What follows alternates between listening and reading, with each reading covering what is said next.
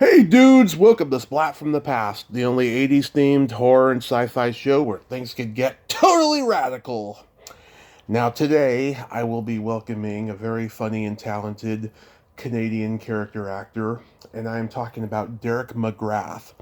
Derek McGrath, I grew up watching him as Milt Butterworth in Police Academy 4 Citizens on Patrol, the lawyer who joins the Citizens on Patrol program, the COP program in Police Academy 4. But he's got so many other credits, it's insane. He was in the Roger Corman Canadian comedy The Funny Farm. He was in Mr. Mom with Michael Keaton. He was in She's Out of Control. He's guest starred on so many shows from Married with Children all the way to Cheers. He played Diane Chambers Stalker on Cheers, and he's had a great career. I think he was an improv comedy guy, if I'm not mistaken, maybe Second City or something. I have to ask him that. For some reason, I think he has a background in comedy, but I'm going to ask him about that today, and it's going to be great. It's been a while coming. We're supposed to do this a couple of months ago, but scheduling didn't permit it. But here he is coming on the show today. So yeah, here is my interview with Derek McGrath. Hello. Hey Derek, welcome to the show, sir. How are you today? I'm good. How are you? I'm pretty good, pretty good. This is such a great honor. Thank you for taking the time today. My pleasure. So, going back in time, did you gravitate toward acting early on in your childhood? Yes, very, very early. I think I wanted to be an actor from the time I was about 5. Mm-hmm. Did you? Yeah, I thought you could sleep in and meet girls. Yeah. You can't sleep in. Yeah. Those early AM cattle calls. Yeah. But I remember the very first time I ever, I think, performed in public. I went to a local film house, a theater where they would have live entertainment. They had auditions, and I had a hanger, a metal hanger, and I pulled it into the shape of a guitar, and I sang an Elvis Presley song. What was it? I don't know. Anyway, I did only one verse, and that's all I knew. And they said, "You're great, but you got to have more than one verse." And I said, "Well, that's all I know, eh?" So that was it. But that's when the very first time I played in public. Wow. And then from there, you did I think it was, "You ain't nothing but a hound dog, just a Elvis. crying all the time. You ain't nothing but a hound dog, just a crying all the time." Yeah, I did that, and I did one verse. Elvis. Yeah. So from there, you did school plays and community theater. I did some school plays, yeah. I won some awards, and I never did community theater, but I did end up doing real theater, professional theater. Right. Didn't really do any amateur stuff. I did semi-professional stuff, which is where I almost got fired by my own brother, because I was doing a play called The Magic Lamp. Mm-hmm. And I got to rehearsal one day, and I didn't have my script. And I said, "Oh, I lost my script." And my brother, who was stage managing, said, "All right, I'm going to give you a new script. If you lose this one, you're fired." Oh. So he was my first kind of, you need to be professional. So, yeah. Wow. And you're born and raised in Canada, right? Born and raised in Canada. I'm born in a little town called South Porcupine.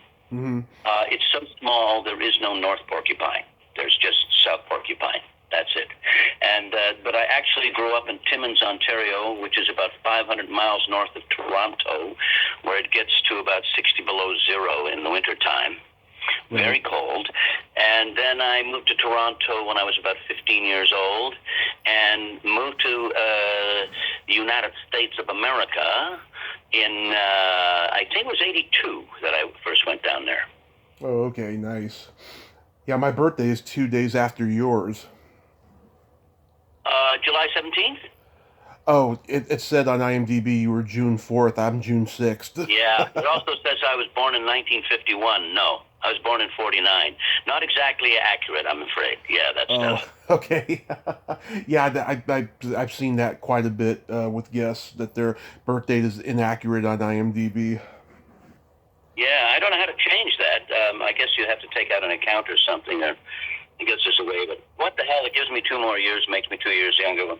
Let people think I'm, except for your audience, of course. They should know the truth. Yeah, some people have been able to go and change their birthdays on there, so there's a possible chance that you might be able to. Yeah. I also notice on IMDb sometimes dates of shows and things are not really quite accurate. Pretty Yeah, close.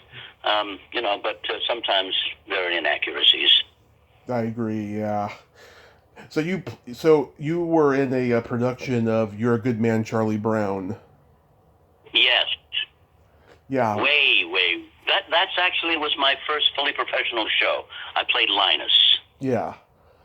How old Yeah. how old were you? And I remember after the final audition, I said to the director, "Well, that was fun. I hope to see you again." And she said, "You will." So I knew that I had gotten the part pretty much. And then I went across the street and I bought that was the first rehearsal because I grew up quite poor, So Yeah. I got my first pay, which was $130, which I thought was a lot of money. And I went across the street from the theater to a little diner, and I had a chocolate milkshake. I think I had 2 chocolate milkshakes and some fries and a hamburger, and paid for it myself and all that. And I just was in absolute heaven. That was my biggest thing about making a little bit of money, that I could go to a restaurant and order what I wanted. Mm-hmm. Because that was a privilege that had been denied to me up until then. Yeah. And how old were you when you did that production? I was 18, I think. Yeah, 18. Oh, okay, so right out of high school, or pretty close. Right out of actually, yeah, I actually quit high school in grade 10 to become a professional actor. I really just thought, I'm actually quite capable of educating myself, which I did, frankly. And Mm-hmm. I really want to be an actor, and I want to get going right now. So I quit school, and shortly thereafter, I did get You're a Good Man, Charlie Brown. So, yeah. So, did you go study acting anywhere? I studied with him, yes, in Toronto. Eli Rill was my first real teacher, and he had studied at the studio in New York with people like Marilyn Monroe and Rod Steiger and people like that. He had studied the method, and he had a class in Toronto, which I attended. Relied heavily on improv, which was great, actually. But we weren't doing the improv necessarily for comedy. We were doing it for, for acting technique. You would set yourself a goal in the scene and play the scene. And, you'd have different things that you would work with, like things that I know that the character doesn't know, about himself. What the character really needs most, what he thinks he needs and what he really needs, stuff like that. And then you would put that in, and in the back of your head, and away you go with the scene. But yeah, and I worked with people like John Candy. John Candy was in one of our classes, and some other people too. I can't remember exactly who. So many years ago. Yeah. Did you go do improv at Second City? I did. Yes, I did. And that was, I think, in some ways, that was really the highest energy I've ever experienced in show business. That was scary. I mean, the first week or two, I think, when that I did that show, I don't think I could eat dinner at all. Just too nervous, And so it was scary as hell, but. That's one of the things that was so exciting about it, is that you just never knew. And there were times when I would get into an improv with somebody, and the energy would be so high, and we were just flying, and you would get, because you'd make room for inspiration. If you were really, truly doing the work properly, then you opened your channels up to the heavens, and things came through for you that you didn't even know you could do, like an African chieftain or something, and I would do the accent, or an accent I had never done, and I'd be able to do it, and I'd go, where is that coming from? But if you're really in the now and doing the work and not just going for a laugh, the laugh will happen anyway because you have a sense of fun if you're a human being.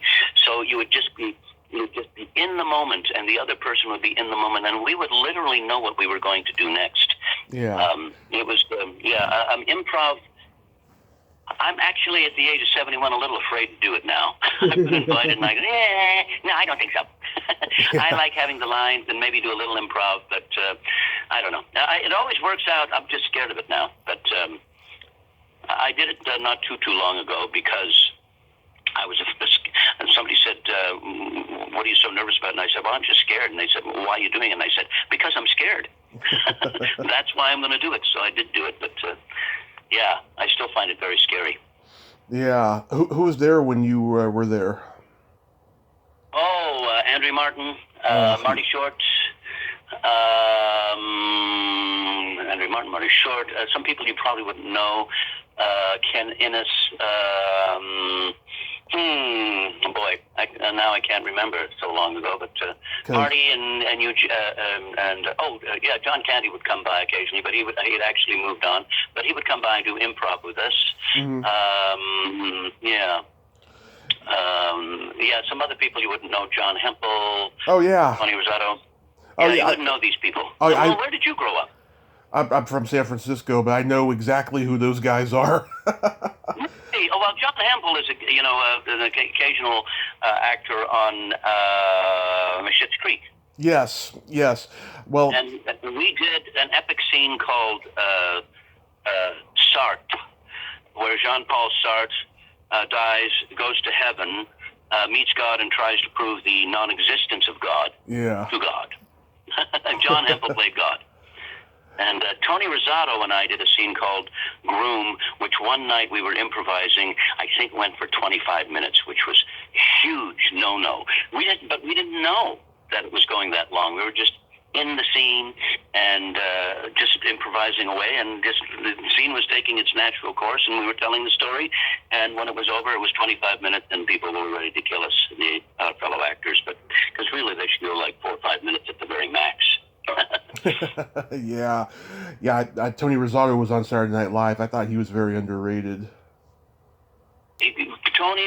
When Tony was on, I don't think there was anyone that was funnier than Tony Rosato, honestly. Yeah. But he's not with us anymore, So. Yeah, it's sad. Yeah. Were you in The Last Detail? Yes. I played a member of the Nishwan Shoshu. Yeah. Which was Nam Yoho Renge Kyo, Nam Yoho Renge Kyo. We would chant that, and I was at a meeting where they came in, the boys, Jack Nicholson, and So, and I was telling a story about how I had chanted, and I wanted to meet Peter Fonda. Right. So I was chanting away, and my story was that I was driving down the street one day, and somebody hit me on my bicycle, and somebody hit me in a limousine, and in the back seat of the limousine was Peter Fonda, so I got to meet him. And that was my story that I told in the movie Last Detail. I actually auditioned for, what's his name? The guy who, the runaway that they arrest. Randy Quaid. I actually auditioned for that part, but I didn't get it. Yeah. Randy was pretty good. He was, yeah. I think this is one of Nicholson's best and most underrated movies. Him. He was so good in that. You think he was better in that than he was in One Flew Over the Cuckoo's Nest? Because that was pretty amazing. I think those first 6 years that he was famous, he never did a bad performance, and then after that, he kind of went over the top, and he was kind of doing movies just for the fame. I think, I think that he. I think he became, he started being a star instead of an actor. Exactly. Yeah. And you can be both, hence, like Meryl Streep, who's, been a big star for years and always does an amazing performance. Right. Yeah, I mean, he spent 10 years with Roger Corman, and I think during those 10 years it wasn't that great for him, and then as soon as fame came, I think he just indulged himself a little too much. Yeah. Speaking of Roger Corman, you did a movie for him called The Funny Farm.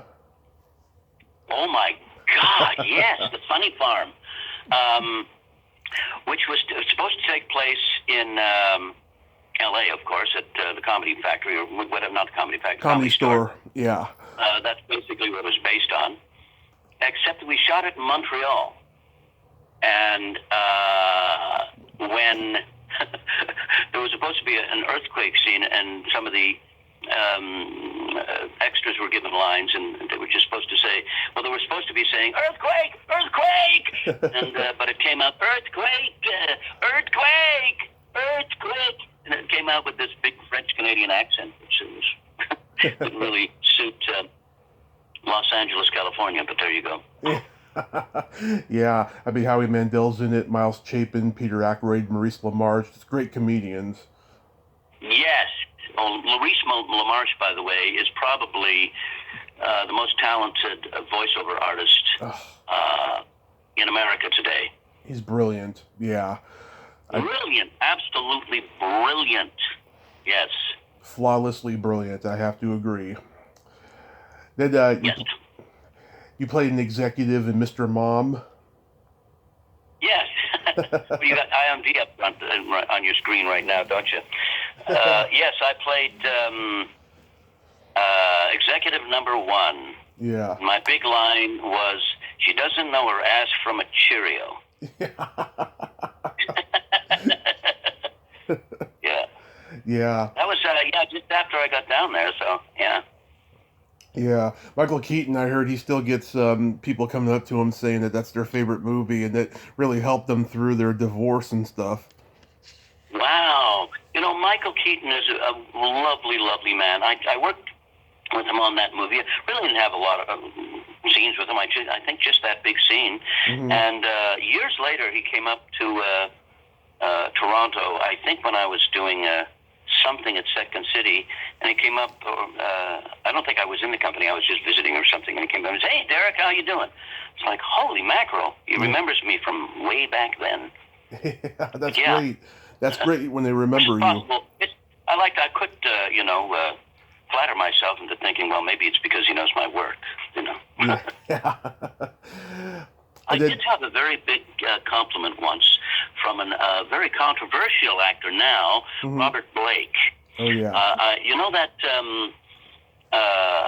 you're in San Francisco. Well, in California, there's a store in Laurel Canyon, where then there's a lot of actors and stuff. And one day I was standing outside that store, and Robert Blake. This is before his unfortunate incident, but he came up to me and he said, "You're Derek McGrath, aren't you?" And I said, "Yes." "Well, you're Robert Blake." And he said, "I think you're an incredibly underrated actor." Really? Really great. Yeah, and I said, "Well, you're no slouch." And he said, No. I'm not looking for a compliment. I just want you to know that you are very underrated." Wow. Well, thank you. Yeah. What do you think he saw you in particularly? Oh, boy, I have no idea. No idea. Of course, when he said I was underrated, maybe he was thinking, most people think of you as a D. You're really a C. Who knows? Oh, my God, that's crazy. But that's great, though. You started playing the stalker on Cheers? Yes. Yeah, that's one of my... I think that might have been one of my all-time favorite experiences. That and doing Doc. But that show was so well written, and I felt, I auditioned for that. I remember the year I auditioned for that. I had gone home for Christmas. Mm-hmm. Well, actually not home. I had gone to my girlfriend's home for Christmas. We were going to do Christmas there in Alberta. And I remember telling my agent, I said, "Christmas is incredibly important to me. It's a very important holiday for me. Mm-hmm. I love Christmas. Don't call me for anything over Christmas. Just don't want to know, because it's Christmas." So I got this call, and we're all sitting around the living room, and her father picks up the phone and says, Derek, it's your agent from L.A. And I went, what? What? I think I told him not to call me. Oh, I'm sorry. Okay, give me the phone. And he said, I know. You said don't call you over the holidays, but let me just say one word to you. Mm-hmm. Cheers. And I went, oh. Oh. Yeah. Let me say another couple of words. Mild-mannered psychopathic killer. Blind date. Oh, my God. When and where? I'm on my way. That's me knocking on your door right now. So I went down and I auditioned, and I remember there were a bunch of people sitting around, and there was one guy who was struggling. And you remember Jake Seinfeld, Yeah. Body by Jake? Yeah, I remember Jake. Yeah. Well, he was auditioning, and he had no acting experience, really. And so I started working with him and helping him.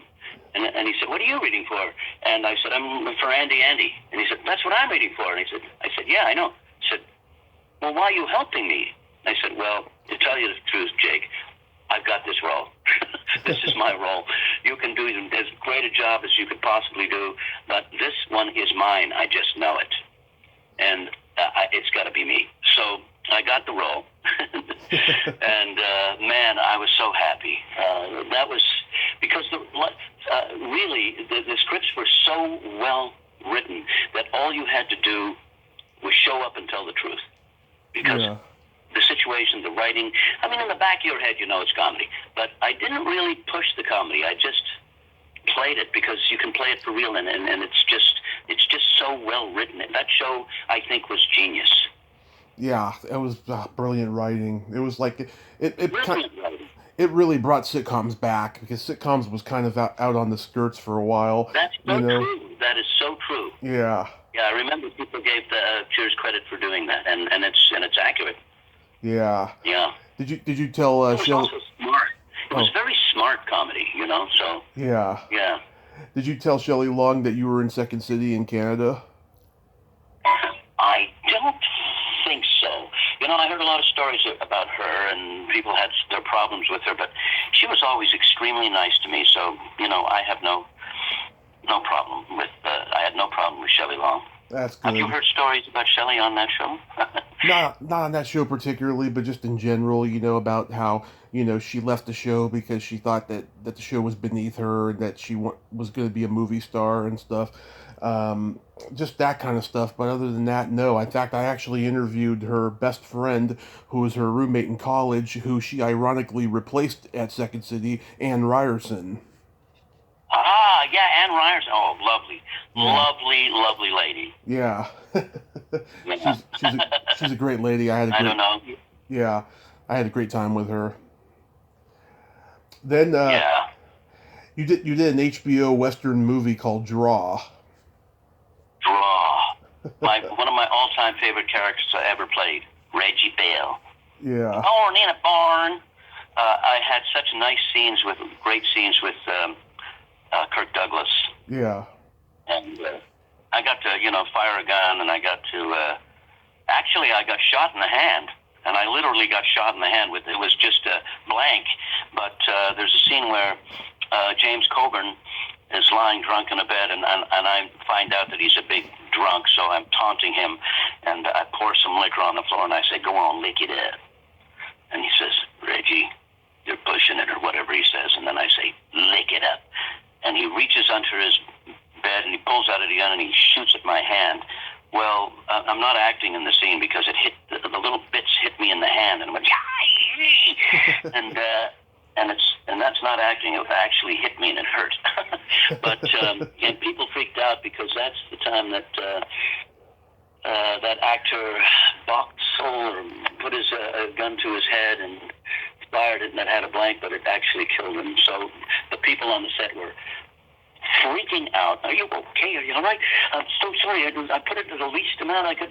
The guy had, loaded the gun, but yeah, I wasn't terribly hurt, but it could have been in my face too. So. Yeah, I used to watch this with my. But it does tell you how good a shot James Coburn is. Yeah, I used to watch this with my dad. It used to be on cable TV and stuff when I was a kid. And I actually read James Coburn was a replacement for Burt Lancaster, who was sick. And Oh, after he recovered, him and Kirk Douglas made the movie Tough Guys, and then that was the last movie they made. But oh, yeah, yeah. Great actor, great actor, Burt Lancaster. yeah, Loved working with James Coburn. yeah. You know, on the very last day, he was an amazing guy. I've never seen star wattage like that. I mean, if Kirk Douglas was in a room and James Coburn walked in, Hmm. everybody's eyes went to James Coburn. But I remember I admired him. He had a Playboy Jazz Festival hat Yeah. that I just admired so much. I never said a word to him. I just loved that hat. And on the last day of shooting, we shared a limo. I was in the back and he was in the front. He wanted to sit in the front. And we shared a limo to the set, and he took the hat off and he said, "Hey, kid, hold on to this for me." And he threw it back to me. Yeah. Nice. I don't know how he knew that I loved that hat, but he gave it to me. Nice. I noticed you did a voice for a cartoon called Pole Position, and I just interviewed Robert Towers. Did you get to work with him? No. And you know something? I see that in my IMDb, and I have absolutely zero recollection of doing that show. I look at it and go, when the hell did I do that? And what did I play? But, well, it's there, I guess, in IMDb, but my computer just shut down, so I don't know. But that one I don't remember, but I didn't get to work with Robert Tower. Oh, okay. How was? I also did, go ahead. Oh no, go ahead. I also did Heathcliff and the Cadillac Cats with Mel Blanc, except we didn't know, but none of the cats got to work with Mel Blanc because he would come in when he was very old at the time, who was, you know, a genius. I mean, I don't think there's ever been, even LaMarche is not quite Mel Blanc, pretty close, but Mel Blanc, my God, what a genius. And even at that age, he was just, I mean, he was in his 80s at the time, and that's why he had to, you know, record by himself, but yeah. He was in that. Him and I Dawes. suppose in a way you could say I worked with Mel Blanc, but not really. Him and Dawes Butler, who did the Hanna-Barbera stuff, they were both geniuses. Yes. How was Now, that? I don't think I ever did the Hanna-Barbera. You know what? Every time I went to audition for a Hanna-Barbera or Barbara, something happened and I couldn't get there. Really? Finally, they said, you know, we're not going to invite you to come and audition anymore because you never come. I mean, there were times when, you know, there was a shutdown on the highway or something. Something went wrong, blah, blah, blah. And it happened about 3 times. And I said, you know, to my agent, don't even send me anymore because I think I'm just not meant to do it. So, yeah. Okay. And so then you worked with Mary Tyler Moore on her short-lived show, Mary. Yeah. I was sad that didn't go because I think I played a guest artist, and then they kept writing me in again, and I would have loved to have done that show, but it didn't get picked up. So, but yeah, I worked with Mary. Yeah. I just did. And James Tarantino, I worked with him also in a movie called Hologram Man. Mm-hmm. No, sorry, Chameleon. Yeah. Yeah, he was a great guy, James Tarantino. Yeah. Yeah. I just did a tribute to Mary Tyler Moore. I talked to this guy who wrote a book about her and said, you know, after she did, you know, her first sitcom after Dick Van Dyke, and she did Ordinary People.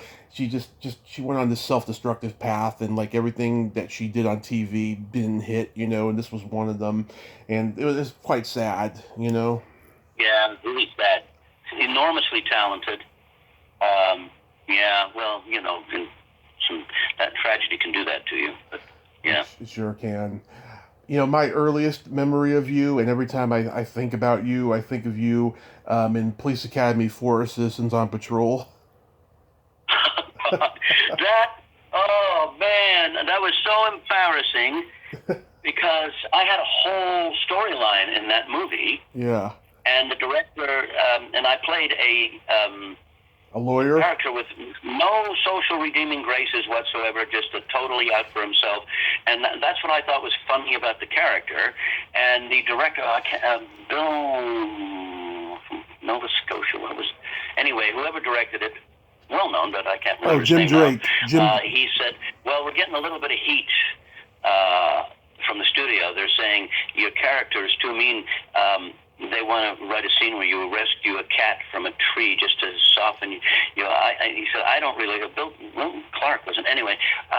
And he said, "I said, but that's not the character." And he said, "I agree with you, but they might cut. There is a chance that they will cut you.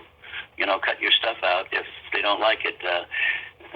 He said, "I'm willing to go with it as it is. Are you?" And I said, "I am. I think I'm going to stick with what the character is. I don't want to just artificially write in a scene where he rescues a cat." So they didn't tell me that almost my entire performance was cut out. So my agent and I were very excited. And I said, "Let's go. It's opening." So we went to the movie theater to watch, and I kept waiting for my scenes to come up. And they never did, except for a tiny little bit. And I said, "Well, Milt Suchin, I think I'm the highest paid extra in show business." Because I just got paid for months of work, and it's really basically a glorified extra in this movie. Yeah, I always wondered why. I mean, I've seen the network TV version where there's scenes that were cut and stuff. I just always wondered why you didn't have that much to do. You only have maybe like 2 lines in that whole movie. I know, and I had some really great stuff.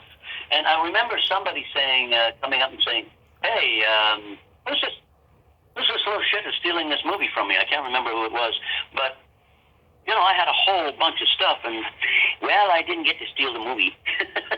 Yeah. Well, Bob Cat was always stealing the Police Academy sequels.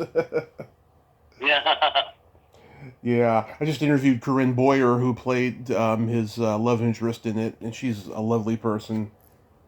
Oh, yeah. Good. I don't really know her very well, but yes. Yeah, and that director was Jim Drake. He directed SCTV. Jim Drake, yeah. SCTV, yeah. Yeah. I remember. Yeah, I remember you were Buck on Married with Children that one time. Yes. Yes. Oh my God! I had some great lines in that they wrote for me. Yeah. Yeah, I remember my exit line very well from that because, how could you forget it? As I'm leaving, I said, "Well, I'm going to go out and sniff a few butts." Yeah. Love that. Yeah, that's a great show. And Katie Seagal, she was on Mary with you. Yes. Yeah. Yeah, she went on to have a pretty nice career there. Yeah. Yeah. I interviewed her brother Joey. She started on Mary. I think she was on Mary before she got Married with Children. Yes, that was like maybe a year or so, somewhere around there. Yeah. Yeah, I interviewed her brother Joey. He's a great guy. You did a sitcom with George Segal called Take 5. Jesus, yes. How was that?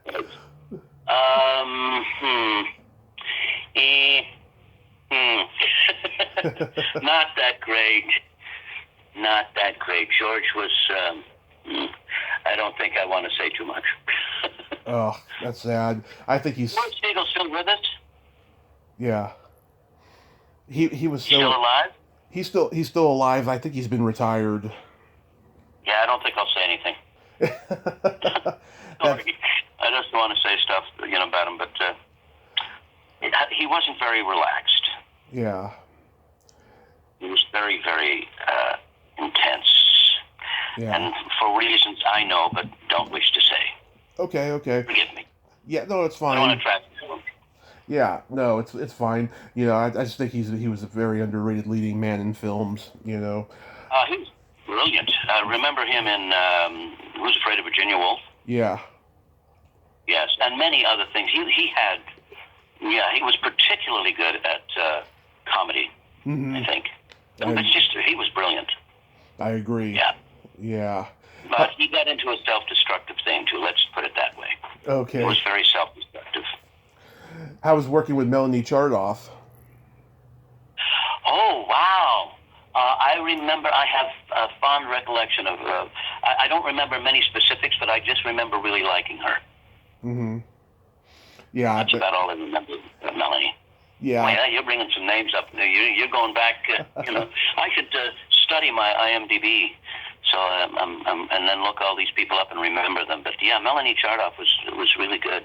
Oh yeah, and of course one of the early Second City guys, Severin Darden, was on there. Severn Darden, which I worked with him on Cheers. He was in Cheers. Right. He was a drama critic, and when I did my Romeo and Juliet scene with her, he was in that. But I also worked with him doing improv. What the hell was it called? What were we called? I don't remember. It was down at the Heliotrope Theater that we would work out all the time. He was a genius. Yeah. I mean, I've been lucky to work with a few, and he was one. He was a genius. He didn't really follow the rules of improv as we understood them as a group. He was in his head most of the time, but he had such a brilliant head, and he was so well educated and so smart that he could play. We happen to have so-and-so Professor Andrew Garzanitsky with us, and Andrew is an expert on anything. So if you wish to ask him anything, please do. And people would ask him questions in physics, medicine, philosophy, whatever, and he would. It was all in his head, but he could answer those questions and sound like an expert and still get his laughs. Wow, that takes a good actor. Yeah. Yes. Yeah. He should call us up.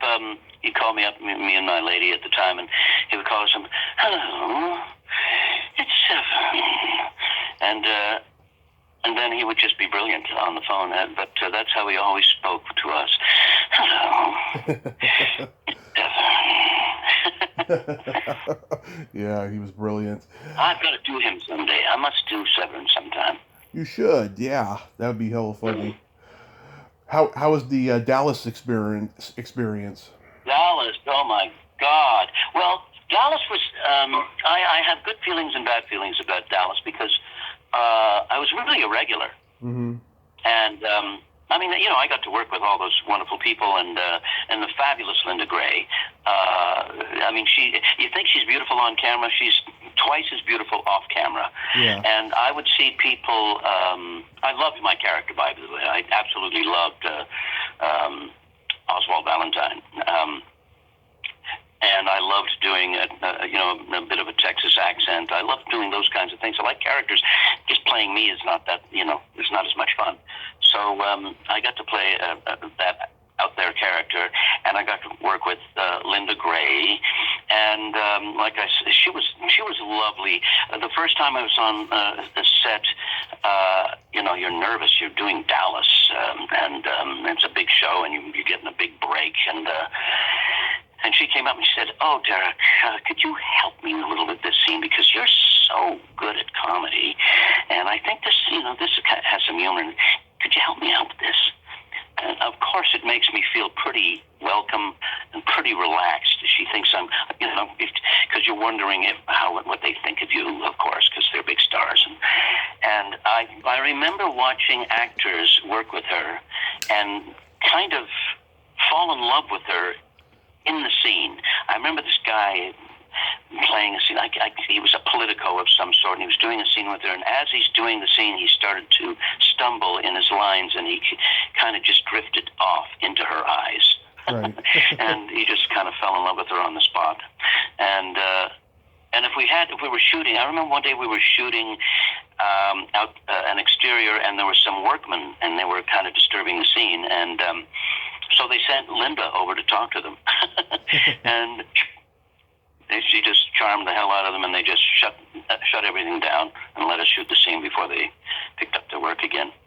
Yeah, she was great. I just interviewed Charlene Tilton. She's wonderful. Yes! Holy mackerel. Yeah, I think Charlene was actually not on the show anymore by the time I did it. Oh, okay. I didn't know. Yeah, I never got to meet Charlene, yeah. She's wonderful. But, I worked mostly with Victoria Principal. Mm-hmm. And with Linda, yeah. Nice. Because we were business partners, yeah. My character and her, we were business partners, yeah. Now, I've talked to many people involved with She's Out of Control. I love that movie. Oh yeah, she's out of control Yeah.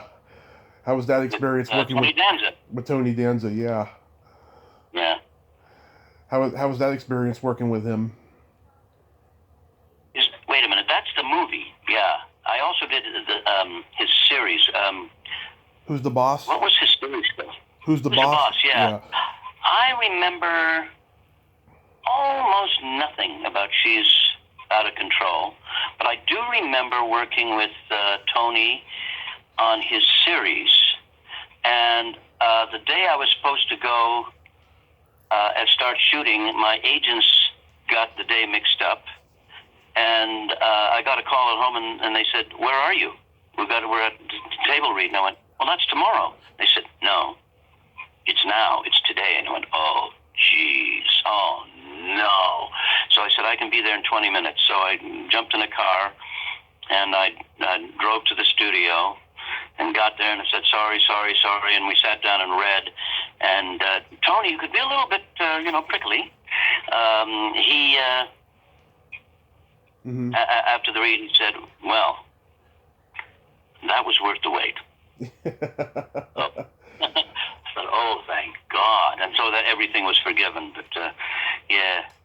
About 15 years after that movie, Tony Danza was hosting his own talk show, and he had Roger Ebert on, and he gave him shit for giving She's Out of Control a bad review, but it was just in good fun. That's all, you know. Yeah, I can see that. No, yeah, Tony was kind of, he could be very friendly, but if you just happen to, it didn't happen to me, but I saw other people, because they'd kind of be seduced into being relaxed around him, and then they'd say something, go, "What? Yeah. What's that supposed to mean?" And he'd suddenly turn on them, and they go, "What did I do?" You know, and he would just turn on them. And I thought, man, I'm glad that doesn't happen to me. I'll take my lesson from this poor girl who just got annihilated, because he has all the power and the guest artist has none. So yeah. Oh yeah. Oh God, I've heard stories about him just being a tough guy, from Brooklyn and all that, But yeah, he is a well, nice. he started out as a boxer, didn't he? Yes, he did. Yeah, he was a boxer before he started acting. Yeah. He definitely looked like he could take care of himself. Yeah. He was always in very, very good shape. Oh yeah, I heard a story one time. Him and Andrew Dice Clay were hanging out at the Comedy Store. This was like in the early years that Andrew Dice Clay was starting out, and Tony was just on Taxi, and they were like in the hallway having a conversation. This guy interrupted them and said, "Oh, two Brooklyn tough guys, I want to take you," and then Tony did take him down. Oh yeah, I bet. Oh, that. Guess the guy didn't know that he started out as a boxer. Yeah. Yeah. Not a good thing to do. No. You had a series called My Secret Identity? Yes, it's with Jerry O'Connell. Yeah. Right after Stand By Me. Yeah. Yeah. I think it was 1985 I started shooting that. But, the interesting thing about that, we did that series, and I think we did it for 3 years. And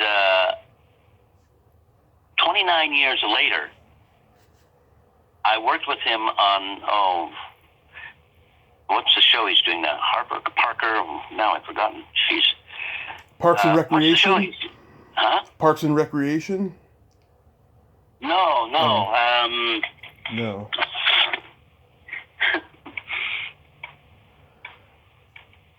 Come on, here we go. What the hell, Gary? I can't find it. Shit. Anyway, Harper, I think it's called. No, Harper, isn't that it?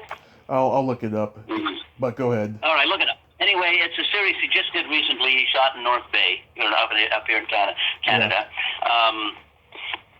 And we hadn't seen each other. We had worked together. Carter. On, huh? It's called Carter. Get Carter. Yeah, Carter. Yeah. So we hadn't worked together in 29 years. Yeah. And I think we'd seen each other about 20 years. earlier. So when I walked on the set, I guess he was running around saying, "Hey, you know who's going to be here on the set today? Derek McGrath. He played blah, blah, blah," and Dr. Jeffcoat. So it was a huge reunion, and we were both thrilled, and we both had a great time doing it, although through the entire shooting, I had quite bad vertigo. So I had it for about a month, which I get occasionally, but it doesn't usually last more than a week. But this time it lasted about a month, and I think I was shooting. I was shooting constantly for that whole month. I was doing Get Carter, and I was also shooting a show called Kim's Convenience, and some other show that I was doing, all in that same month. So I was, shooting up in North Bay, and then I would drive down to, after shooting, I would drive down and stay on my farm here overnight, and then get up 3 hours later or so and drive into Toronto to be on this first on set to do Kim's Convenience. And then I would do that and drive back up to North Bay, and I was also doing Suits at that time. So all this time I felt horrible because I was feeling ill, and from the vertigo. So it was a hell of a month, but it really was great to work with Jerry O'Connell again. Nice. The funny thing is, he played Andrew on My Secret Identity, and it was like working with, I think I almost called him Andrew once in a scene, because he's still Andrew. He's still that kid that I worked with. It was very odd, because I would think I was looking at Andrew, except he's 49 years old or whatever he is, so it was very weird. It was like a 49-year-old kid. And he's still that kid, and they absolutely adore him in North Bay. He owns the town. Yeah. Be mayor if he wants to. Yeah. I was working with Alex Winter on Freaked. Alex Winter? Yeah. What? Oh, I thought you said you were working. How was working? Yeah. That was exhausting. Funny people. A lot of really funny people on that show. Really clever. Bill Sadler, yeah. But I played the aristocratic worm, which means that I would have to come in for makeup and, special makeup, and get into that headpiece and spend 4.5 hours in getting into makeup, starting at about 4 a.m. or 4:30 in the morning, after probably getting 2 or 3 hours sleep. And then I actually began to fall asleep while they were, putting makeup on the scalp part of it, and I would just kind of drift off for half an hour or so. But there was one day, I think I was on the set for 17 hours. I hadn't shot a thing, and I was in all of the, there's just a headgear, and then there's a part that just covers your torso, and then there was a long leg thing that made you the rest of the worm. Mostly, if I was in a close-up, it would just be the headpiece, and so I was just in the torso part and the head part. And then after 17 hours, they came to me and they said, "Mr. McGrath, we're not going to get to you today." I was like, and they said, "Go in and get that take that off." And I went, "Nope. Call me late tomorrow morning. Don't call me early. I'm going home." They said, "Well, in your headpiece?" And I said, "I'm going home." So I went home, drove home, and nobody really looked at me that oddly, because it's California, well, Yeah. And I did go into I think 7-Eleven to order something, and they were a little bit taken aback by me. But I went home, I went to sleep in the headpiece, and then went in the next day and shot the next day. Wow. It saved me from being in the makeup chair for 4.5 hours. Nice. I forgot you were in Nice Guys Sleep Alone. Yes, that's right. That's right. We shot that in Kentucky. Holy mackerel, it was hot. Yeah. I still have a bat from that. Yeah, I'm looking at it right now. That is my bat that I got from there, isn't it? Yeah. Stu Pollard, he directed. There it is.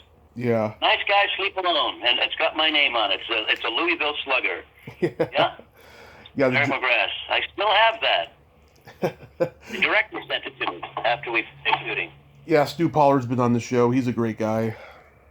Yeah, loved working with him. Kentucky was a little uncomfortable because it was so hot. And then, of course, one day we had to go into the basement because there was a tornado warning and it was coming our way. And they said, well, we're going to keep an eye on it, folks. And then they said, all right, everybody into the basement. It's headed our way. It never did hit us, but it came pretty close. Yeah, wow. That's crazy. At first I was excited. I thought, a tornado? I've never experienced a tornado. And they said, okay, folks, it's headed our way. Then I wasn't so excited. I was a little nervous, a little anxious about it. You've been in some crazy situations on sets, it sounds like. Oh, yeah. Yeah. So even during this time of COVID, I mean, are you still acting, auditioning, or anything? Yes. It kind of fell off quite a bit, but then auditions have slowed down, definitely. And for me, at least, they're pretty slow right now. But I did shoot 3 episodes recently of Kim's Convenience. Do you know that show? Kim's Convenience, no. It's on Netflix. It's really funny. It's it's about an Asian family. Mr. Kim owns Kim's Convenience, and it's about his family and multiculturalism and his attitudes and his kids' different attitudes because they're younger and they're more Canadianized, et cetera, et cetera, et cetera. And I play Frank, who's a handyman, and one of his oldest friends, but we're constantly getting into arguments. But I did 3 episodes of that this year, and that's interesting because I would have to be the cast gets a COVID test twice a week, the regulars. Mm-hmm. Any guest artist has to be tested. Myself, for instance, I had to be tested 2 to 3 days before going on to the set, and I'm tested at the studio, which is kind of convenient. And then, so you rehearse in the mask. You're in the mask all the time, unless you're just in your dressing room by yourself. But other than that, if you get up to go to the bathroom, you have to put your mask on. Right. And then even when you arrive, they do the questions. Have you been traveling? Have you done this? How are you feeling? And then you have a mask and you rehearse in the mask. But when it's time to do a scene, mask has to come off, and you just have to trust that person has had a COVID test recently and they're okay. So there's a little bit of this is a little scary, but you can't stop living either. Absolutely. I mean, I'm just going insane with this whole thing. It's just, I got cabin fever and all that. I just hope that it gets under control next year. Oh, yeah, I hope they get it. I don't expect them to get it really under control. Probably till, I would say, the fall of next year, frankly, where we'll start to really, we'll have to wear a mask. I am totally, by the way, totally in favor of wearing a mask. Totally. I mean, it's not that big a deal to keep other people safe, including yourself, of course. But, I'm in a very fortunate situation because we did have lockdown, of course, here in this part of Ontario. Well, most of Canada for a while. And some parts of locally, some parts of Toronto and surrounding areas are in lockdown right now because we've had a spike. But I live on a farm in an area of farms, and I've got like 200 acres, and then the guy next to me probably has 200 acres. So it's not like living in a city or anything.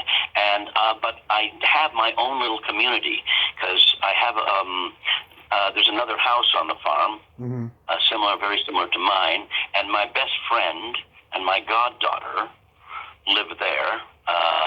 Actually, not anymore. My best friend lives there. My goddaughter and I built her a tiny house, so she lives in a tiny house on the property. And then we have another couple in another tiny house.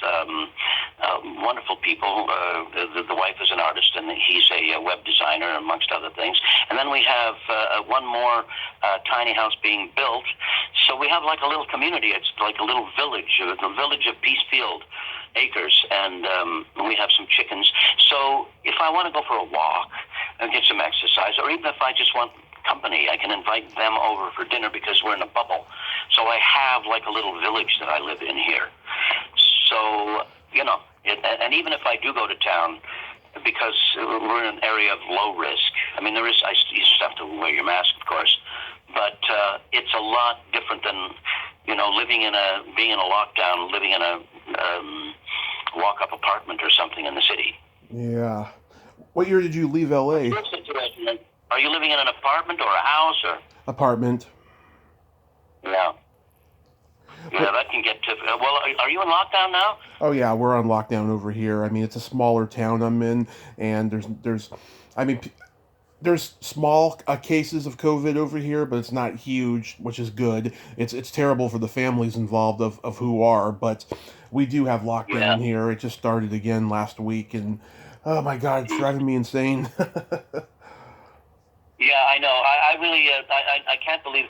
I feel for people who go to work and have to wear a mask all day long. I can't wait to get it off when I go to the grocery store and I get to the car, and on the way to the car I take it off, and I really don't like wearing them at all. But I do because I don't want to. For instance, in one of the artists on the property,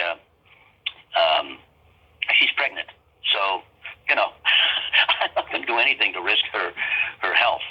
And my best friend, well, I have other people. I just don't want to risk anybody getting ill. I don't know. It's one thing to get ill yourself, which I certainly don't want. And I hear it's a horrible illness. But I don't think I could live with myself if I caused somebody else to die because I was careless. Yeah. When it's just a simple thing of putting on a mask. It's not like I have to be really courageous and go up against the Nazis to save these people, and if I die in the process, so be it. All I have to do is put on a mask. I'm willing to do that. That's good. What year did you leave L.A.? I think 82. Oh, when did I leave L.A.? No, yeah. 99. 99. So you're I came up to shoot the pilot for Doc. Mm-hmm. And then I think we shot in 2000, but that might have been the pilot. I think we shot the pilot in 2000, and then we did 2001 to 2000. Now it says in IMDb 2001 to 2004, but I think it was actually 2005 we shot our last episode of Doc. Nice.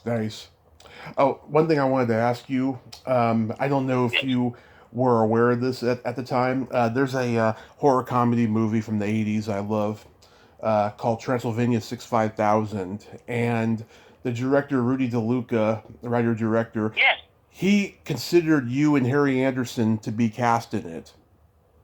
Yes, he did. Yes. I didn't end up getting it, but yeah, I remember that. Rudy DeLuca, yeah. Carol Kane? Taxi, Carol Kane. Carol Kane. Yeah. She was in it. Yeah. Yeah. He said on the DVD commentary track that first he wanted Tom Hanks and Peter Scolari, but the people at New World didn't know Bosom Buddies and they didn't know Tom Hanks, and he had just done Splash. So that was so that was ruled out, and then he wanted Harry Anderson and you, which I think would be a good combination, but like was that was just random. I mean, did you and Harry know each other? No, we didn't. But what's interesting about that is that's great to hear, because I didn't know that. I thought, well, I guess I didn't do a very good audition or something, Yeah. And then you hear other stories. A lot of times in these interviews, of course, the interviewer knows more about some of the things in my career than I do. Yeah. So, because I don't really study my career, I'm just living it. Oh, hang on. I think my cat just knocked something on the floor. What are you doing, honey? Anyway, so that's good to hear that I was being considered.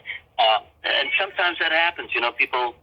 I remember we were going to do a series in San Francisco, as a matter of fact, about U.S. Marshals. I can't remember the name of it, but I did the pilot, and then I was on the. I think CBS had it listed, and then at the very last moment they took it off for a news show, and because the whoever the head of the studio was at that time said, Ben Affleck, I don't see him being on a. Oh wait a minute, no, I'm talking about Against the Grain. Didn't get picked up again because they said Ben Affleck. I don't see him like being on the cover of Time. I don't think he's going to be a star. He was kind of wrong about that. Mm-hmm. Well, Derek, I think you. Yeah. Well, I thank you so much for coming on today, Derek, and I hope that after all this craziness is over, you can return to work. I mean, I hope so. I want one more series at least. Yeah. To call home. I love doing series work. I really, really, really, really love it. So I hope I get one more series before all this is over. I hope so too. And you have yourself a Merry Christmas and Happy New Year, and once again, stay safe. You too. And by the way, I just want to compliment you. This was really effortless. Sometimes, these things don't go so smoothly. But really easy talking to you, so I appreciate that. Oh, I appreciate that too, and I'm glad because I drink some strong coffee. I hope I wasn't, talking too much or just coming off as interrogating. No, you were great. It was just like having a nice conversation with a friend out at a coffee shop or something. Anyway, Merry Christmas, Happy New Year, stay safe, for God's sake. You too. Thank you, sir. All right, Tom. Bye-bye. Bye. Well, there you have it. Derek McGrath. Oh, ain't he a cool dude? Oh, he's a nice guy, and I relish that compliment he just gave me. I really appreciate it. Well, after I'm complimented, I must move on because I'm too humiliated. All right, until next time, this is Tommy Throwback Kovac saying, there's no shame in living in the past because the present sucks. Later, dudes.